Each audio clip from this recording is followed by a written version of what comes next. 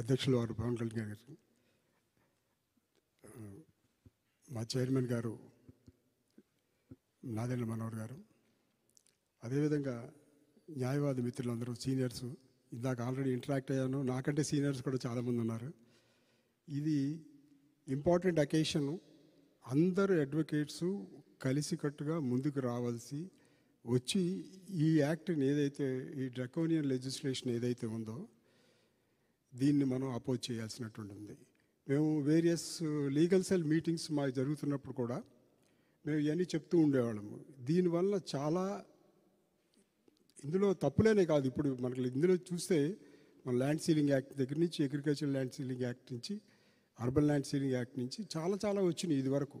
కానీ ఇటువంటి ఈ డ్రకోనియన్ లెజిస్లేషన్ ఏదైతే ఉందో which was not opposed earlier, ఇటువంటి లెజిస్లేషన్ ఇంతవరకు ఎప్పుడు వచ్చి ఉండదు కూడా.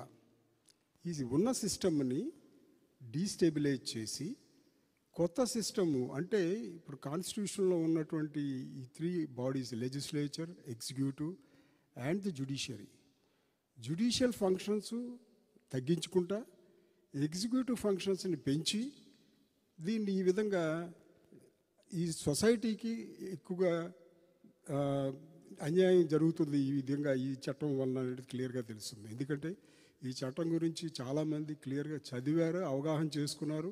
మనందరూ అడ్వకేట్లు అందరూ కూడా దాని గురించి యాజిటేట్ చేస్తున్నాం. ఎందుకనంటే అది ఇటువంటి చట్టం దీన్ని ఉపయోగంలో ఉండటం వలన ప్రజలకి, కక్షిదారులకి, అడ్వకేట్స్కి, ఈవెన్ కోర్ట్స్, జ్యుడిషియరీకి కూడా ఇది సరైనటువంటిది కాదు అనేటువంటి అభిప్రాయానికి వచ్చే అడ్వకేట్స్, బార్ అసోసియేషన్స్ అన్నీ కూడా మనం బాయ్కాట్ చేస్తున్నాము, యాజిటేట్ చేస్తున్నాము, మేము ప్రజల దగ్గర ముందుకు వెళ్తున్నాము.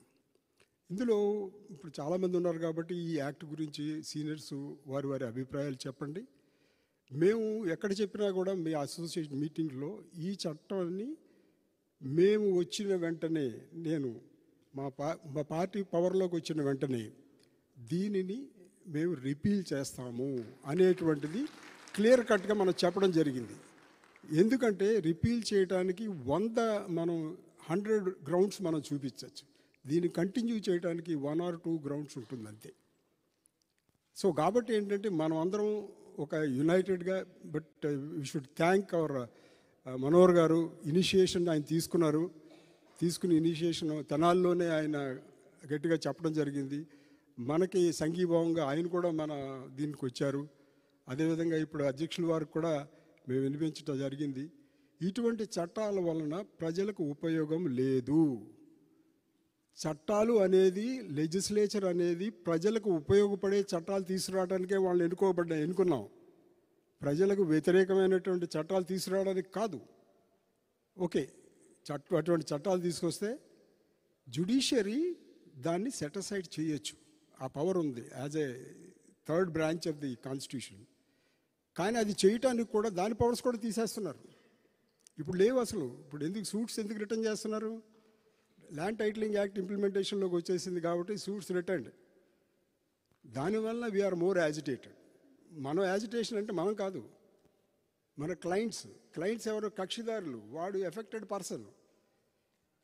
ఇప్పుడు ఇందులో లోతుగా డిస్కస్ చేస్తే మనకున్నటువంటి ప్రాపర్టీ ఇంకొకటి పేరు మీద రాసేయచ్చు, ఇంకోటి తీసుకొచ్చి మనమేనా రాసేయచ్చు.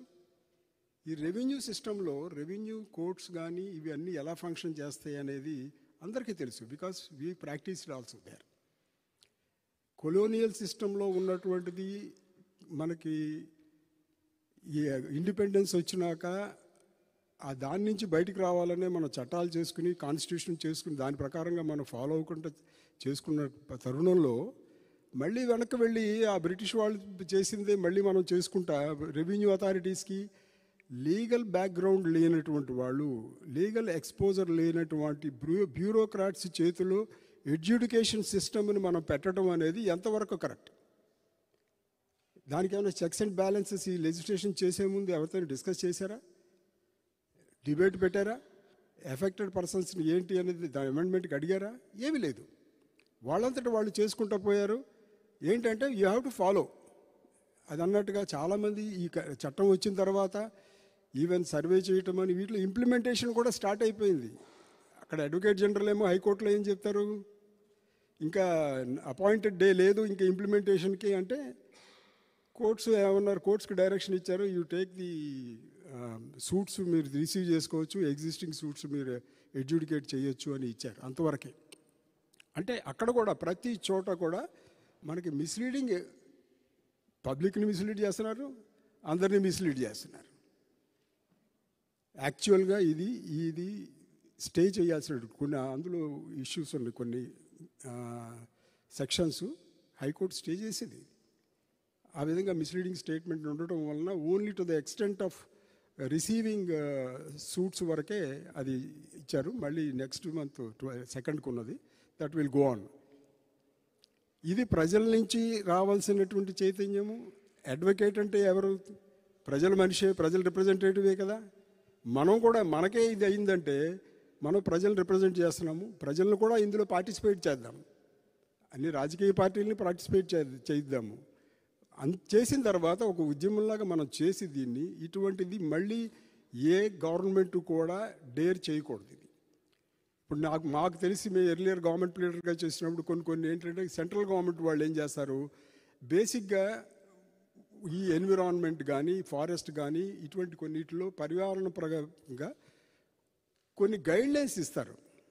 మీరు ఈ గైడ్లైన్స్ ఫాలో అయ్యి మీరు చేసుకోండి, మీ లెజిస్లేషన్ చేసుకోండి అని. అంతేగాని దాన్ని హార్డ్ అండ్ ఫాస్ట్ రూల్ కాదు, you have to implement in toto. వాడు పంపించింది యాజ్ ఇట్ ఈస్గా.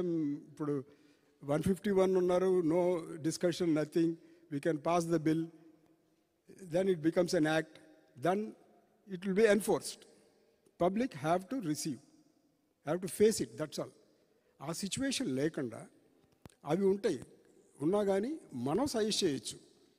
ఇది మీరు డ్రాఫ్ట్ ఇచ్చారు, డ్రాఫ్ట్ ఇచ్చిన దానికి ఈ ప్రాబ్లమ్స్ ఉంటాయి, ఇంప్లిమెంటేషన్లో వస్తాయి కాబట్టి సజెషన్స్ ఇచ్చి రూల్స్లో కూడా మార్పు తీసుకొచ్చి సెక్షన్స్లో కూడా అమెండ్మెంట్ తీసుకొచ్చి దీన్ని మోడిఫై చేసి ప్రజలకు అనుకూలంగా చట్టం చేయాలి.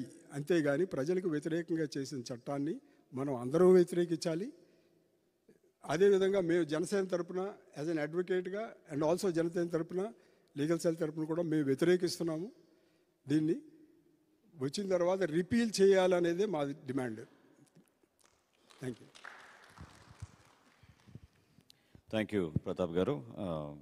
వాస్తవంగా క్షేత్రస్థాయిలో రాజకీయ నాయకులుగా మేము పర్యటిస్తున్నప్పుడు సమస్య వచ్చేదే బ్యూరోక్రసీ వలన.